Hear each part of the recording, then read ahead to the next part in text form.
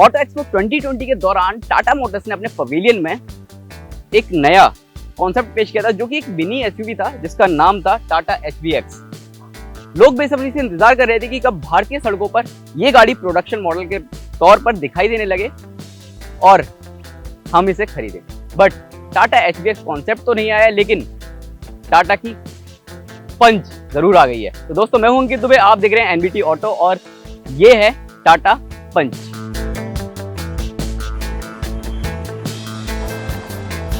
Impact 2.0 design philosophy और alpha arc platform, इन दोनों चीजों ने टाटा एल्ट्रॉस को हिट किया था और इसी वजह से कंपनी ने अल्फा आर्किटेक्चर और डिजाइन फिलॉसफी सेम टाटा पंच में रखी है। अल्फा यानी कि अजाइल, लाइट, फ्लेक्सिबल और एडवांस, ये ऐसा आर्किटेक्चर है जिसके चलते ये गाड़ी फ्लेक्सिबल तो है ही, मजबूत भी है और साथ ही साथ तेज तर्रार भी है।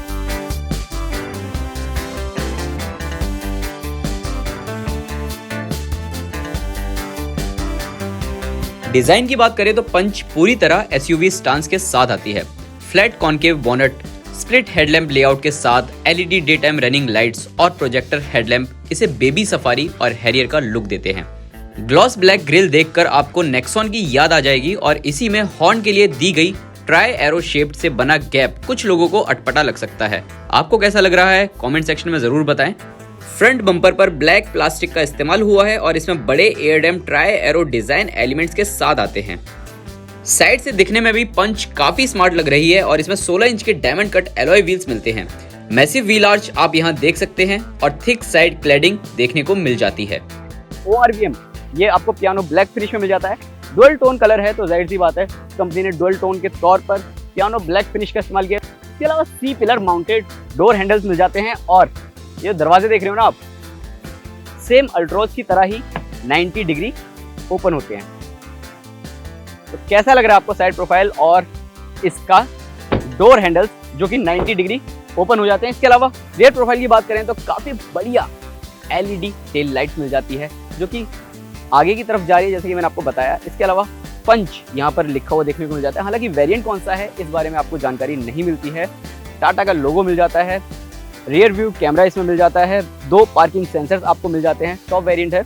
और ये जो रियर बम्पर और स्किड प्लेट है ये भी काफ़ी बढ़िया मिलता है, पूरी तरह एक ऑफ रोडिंग लुक देता हुआ नजर आता है। हालांकि इसमें कोई शार्क फिन एंटीना कंपनी ने नहीं दिया है और ना ही आप देख पाओगे। रूफ रेल्स आपको देखने को मिल जाते हैं लेकिन ये फंक्शनल नहीं है। तो चलते हैं अब इसके इंटीरियर में और जानते हैं वहाँ की कहानी क्या है।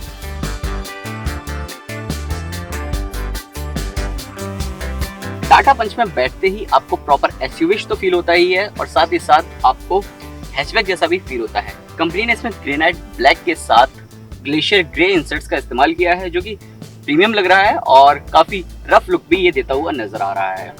डैशबोर्ड पर अगर आप देखोगे तो हार्ड प्लास्टिक का इस्तेमाल हुआ है। हालांकि आपको फील करने में थोड़ा बहुत कहीं कहीं ऐसा लगता है कि सॉफ्ट टच मटेरियल का इस्तेमाल हुआ होगा, लेकिन ये हार्ड प्लास्टिक का इस्तेमाल हुआ है। इसके अलावा ये जो आप इंसर्ट्स देख रहे हो, ये जो एलिमेंट देख रहे हो, ये काफी बढ़िया लग रहा है और आपको ये वुडन रूप भी देता हुआ नजर आ रहा है। इसके अलावा ये वाला जो पैटर्न देखते हो, यहाँ पर आपको ट्राई एरो जो कंपनी बाहर और अंदर इस्तेमाल कर रही है, ऐसा ही कुछ पैटर्न आपको यहाँ पर देखने को मिल जाता है। AC went same body coloured है। इसके अलावा अगर आप नीचे की तरफ देखते हो तो यहाँ पर आपको जो AC कंट्रोल्स हैं ये सेम आपको अल्ट्रोज जैसे ही मिलते हुए देखने को मिलेंगे।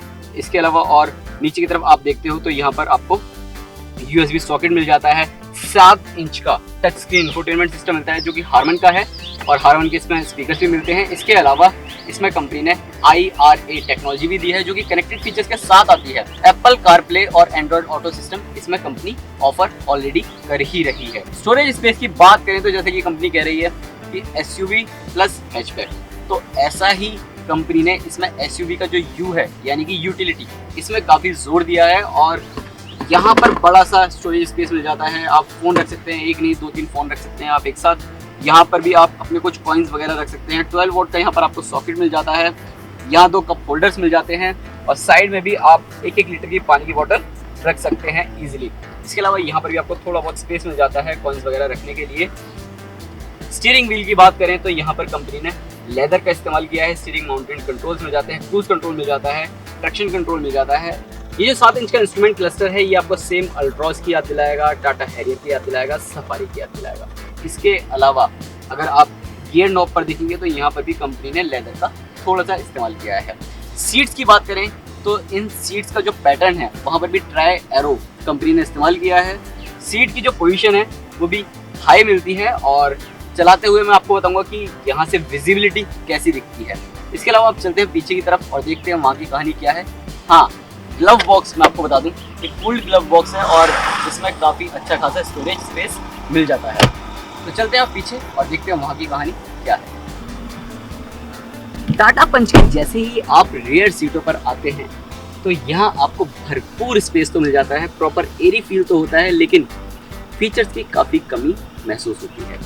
तो शुरुआत कर लेते हैं कि क्या क्या चीज़ें मिलती हैं पहले उनसे। तो leg room, head room, shoulder room और अंडरनीथ थाई सपोर्ट ये आपको पूरा प्रॉपर मिलता है, आपको यहाँ पर कमी महसूस नहीं होती है। और जो सीटें हैं ट्राई एरो पैटर्न है उसका इस्तेमाल हुआ है। आर्मरेस्ट मिल जाता है लेकिन इसमें कप होल्डर्स नहीं मिलते हैं। इसके अलावा पीछे की तरफ अच्छा खासा स्टोरेज स्पेस मिल जाता है, 1-1 लीटर की पानी की बोतल रख सकते हो। और साथ ही पीछे अगर आप देखोगे तो जो स्पीकर्स की ग्रिल है, चाहे आप नीचे की तरफ देखते हो या फिर ऊपर की तरफ देख लो, हारमन के स्पीकर्स दिए जिनका साउंड सिस्टम बहुत अच्छा है और ये जो ग्रिल्स है ये आपको रगेड लुक देती हुई नजर आती है।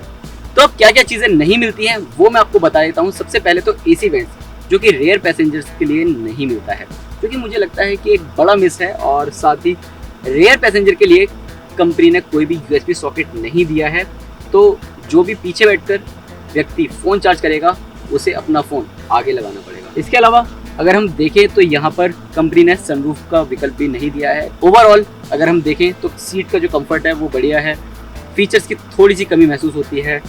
जो पीछे का जो स्पेस है वो काफ़ी बढ़िया मिल जाता है, काफ़ी एरी फील होता है, आपको क्लॉस्ट्रोफोबिक फील नहीं होगा।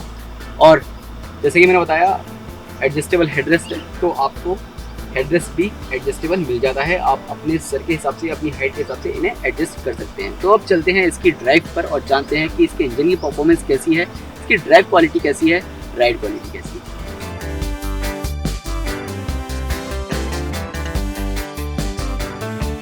टाटा पंच में मिलता है 1.2 लीटर का रेवोट्रॉन पेट्रोल इंजन जो कि डायना प्रो टेक्नोलॉजी के साथ आता है।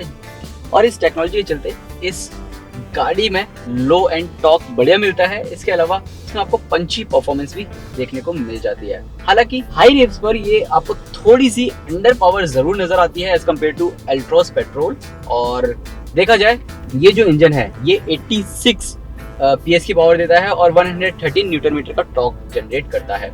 कोई भी डीजल इंजन कंपनी इसमें ऑफर नहीं कर रही है, तो जाहिर सी बात है आपको डीजल इंजन नहीं मिलता, जबकि अल्ट्रॉस में डीजल और पेट्रोल इंजन मिलता है। हालांकि उसमें कोई भी ऑटोमेटिक ट्रांसमिशन नहीं मिलता है, कंपनी इसमें AMT ट्रांसमिशन ऑफर कर रही है। इसके अलावा कंपनी ने इसमें 2 मोड्स दिए हैं, इको और सिटी। इको में आप अच्छा खासा माइलेज हासिल कर सकते हैं और सिटी मोड पर आप इस गाड़ी की रफ्तार थोड़ी बढ़ा सकते हैं as compare to eco mode, जिसमें आपको अच्छी खासी ड्राइविंग परफॉर्मेंस मिल जाती है। फिलहाल मैं पेट्रोल मैनुअल वेरिएंट चला रहा हूँ, तो इसमें जो क्लच है यानी कि क्लच का जो ट्रेवल है वो भी ठीक ठाक मिलता है, बहुत ज़्यादा डीप आपको पैर नहीं रखना पड़ता है, जो कि प्लस पॉइंट है। और काफ़ी हल्का है क्लच पेडल। इसके अलावा जो ट्रांसमिशन की गियर शिफ्टिंग है वो भी स्मूथ है, आपको इतनी ज़्यादा दिक्कत नहीं होती है, आप इजीली किसी भी गियर में इसे डाल सकते हैं। और स्टीयरिंग इनपुट की बात करें तो ये थोड़ा सा आपको हार्ड फील होता है, अगर आप इसे आराम से चला रहे होते हैं या सिटी ड्राइव के दौरान थोड़ा सा ये आपको हार्ड फील होता है। मुझे लगता है कंपनी को इसके स्टीयरिंग इनपुट को थोड़ा सा और लाइट करने की ज़रूरत थी। लो एंड टॉर्क इसका बढ़िया मिलता है और अगर हम इसे 2 से 3000 RPM पर चला रहे होते हैं तो आपको एक बढ़िया ड्राइविंग का अनुभव भी मिल जाता है। तेज रफ्तार पर चलाने में इंजन थोड़ा सा शोर करने लगता है, हालांकि जब आप मिड रेंज में होते हैं तो आपको इतनी कोई दिक्कत नहीं होती है इसके इंजन से, आपको बढ़िया पावर मिल जाती है, बढ़िया एक तरीके से देखा जाए जो इसका ड्राइविंग डायनेमिक्स है वो आपको बढ़िया देखने को मिल जाता है।